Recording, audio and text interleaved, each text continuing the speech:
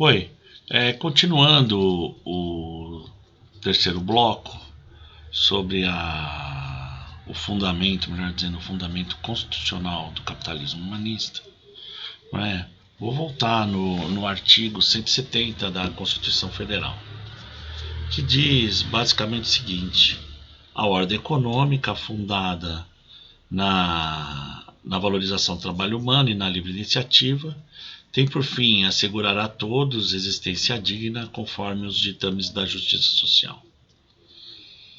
Se fosse um capitalismo liberal, né, um liberalismo econômico, aquele descrito na Constituição Federal, ele jamais estaria alicerçado, ancorado num dispositivo que tal.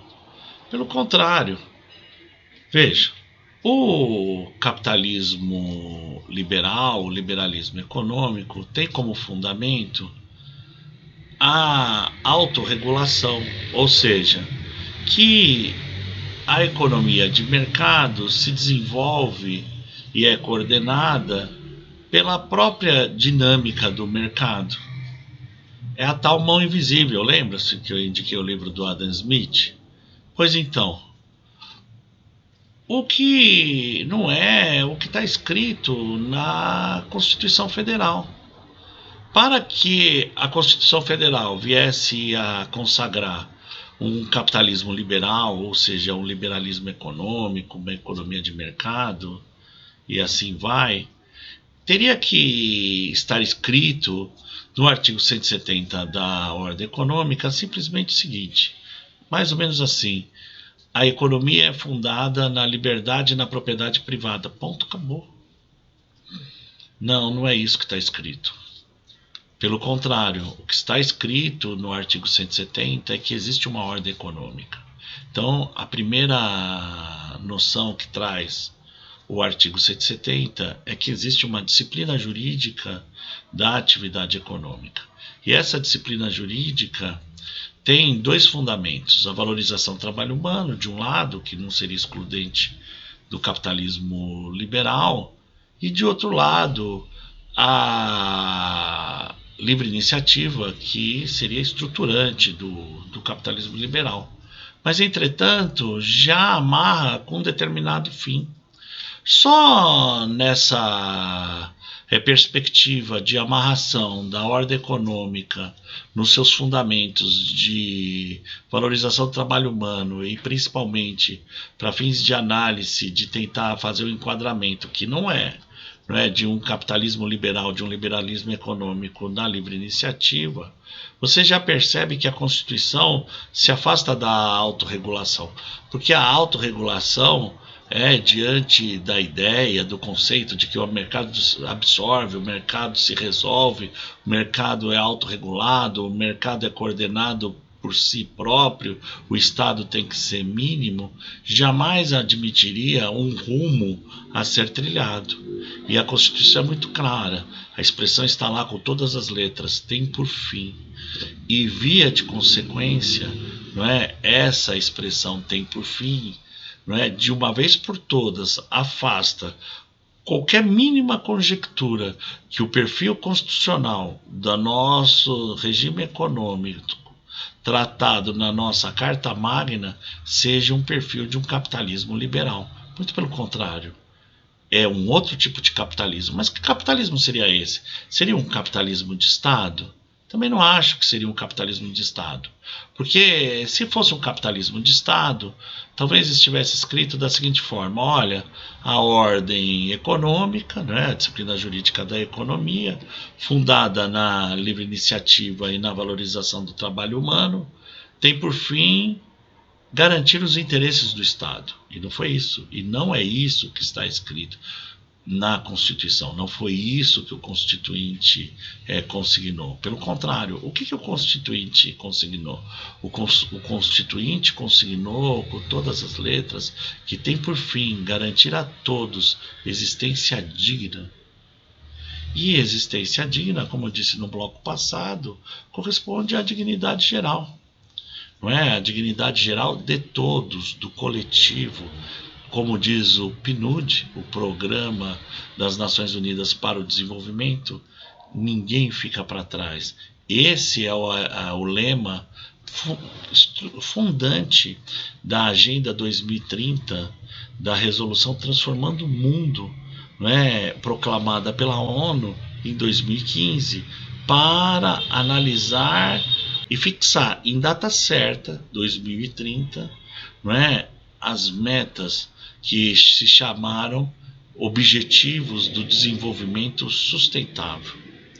Bom, na nossa Constituição, além disso, reforçando o artigo 170, nós temos o artigo 1º, inciso 4º da Carta Magna, no qual diz que é princípio fundamental da República, não é, do Estado democrático de direito, os valores sociais do trabalho e da livre iniciativa. Vejam, senhores, quando a Constituição trata dos valores sociais da livre iniciativa, ela propriamente não trata exclusivamente o que seria numa perspectiva de capitalismo liberal ou liberalismo econômico, da livre iniciativa ou dos valores da livre iniciativa, mas sim dos valores sociais da livre iniciativa. O que é esse "da" aí? Na gramática da língua portuguesa, o "da" é uma contração que é formada por uma preposição, não é? Uma preposição de subordinação de mais o artigo "a", que formam, né, que compõem o tal "da". Esse "da", por sua vez, estabelece uma relação de regência, aonde existe o subordinante e o subordinado, ou seja, o regente e o regido. Quem é o regente? O regente é a quem pertence o regido. E, nesse caso, é o destinatário do "da", que seria a livre iniciativa. E o regido, os valores sociais. O que significa isso? Significa que realmente, de uma vez por todas, analisando o texto do artigo 1º, inciso 4º da Constituição, se verifica que é princípio fundamental da República a livre iniciativa, mas subordinando seus valores sociais.